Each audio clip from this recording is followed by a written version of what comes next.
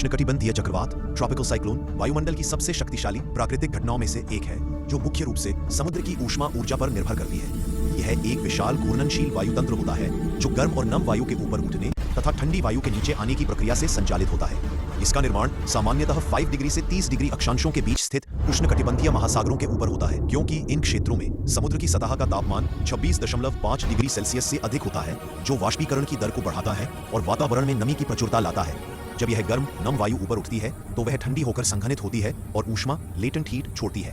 यह ऊष्मा आसपास की हवा को और अधिक गर्म कर देती है, जिससे वह तेजी से ऊपर उठती है और नीचे की ओर कम दबाव का क्षेत्र बन जाता है। इस कम दबाव की ओर आसपास की ठंडी हवा खींचने लगती है और पृथ्वी के घूर्णन कोरियोलिस प्रभाव के कारण यह हवा घूमने लगती है, जिससे एक चक्राकार संरचना बनती है। शुरुआत में यह प्रक्रिया उष्णकटिबंधीय विक्षोभ ट्रॉपिकल डिस्टर्बेंस कहलाती है, जिसमें बादलों का समूह असंगठित रूप से एकत्र होता है और हवाएं धीमी गति से चलती हैं। यदि परिस्थितियां अनुकूल रहें तो यह उष्णकटिबंधीय अवसाद ट्रॉपिकल डिप्रेशन में परिवर्तित हो जाता है, जिसमें हवा का घुमाव स्पष्ट रूप से दिखने लगता है और केंद्र में दबाव घटता है। जैसे जैसे समुद्र से और अधिक ऊष्मा मिलती है, प्रणाली तीव्र होकर उष्णकटिबंधीय तूफान ट्रॉपिकल स्टॉर्म बन जाती है, जहां हवा की गति 63 से 118 किलोमीटर पर घंटा तक पहुंच जाती है और घूर्णन सर्पिल आकार का हो जाता है। इस अवस्था में तूफान का नाम रखा जाता है और यह भारी वर्षा तथा तेज हवाओं के साथ समुद्र पर आगे बढ़ता है। जब यह प्रणाली और अधिक संगठित होकर अत्यधिक शक्ति प्राप्त करती है तो यह उष्णकटिबंधीय चक्रवात ट्रॉपिकल साइक्लोन बन जाती है।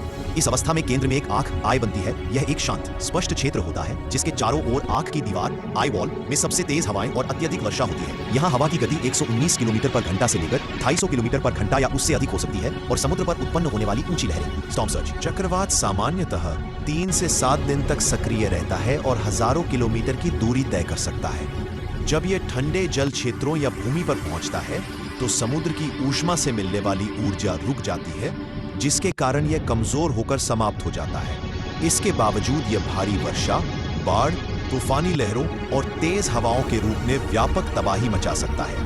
भौगोलिक दृष्टि से देखा जाए तो चक्रवात एक ऊष्मीय इंजन हीट इंजन की तरह कार्य करता है, जो समुद्र की ऊष्मा को गतिज ऊर्जा काइनेटिक एनर्जी में बदलता है। इसकी ऊर्जा का मूल स्रोत जल वाष्पता संघनन है। जब यह ऊष्मा छोड़ता है तो वायु ऊपर उठती है, जिससे निरंतर कम दबाव बनता है और हवा तेजी से खिंचती रहती है।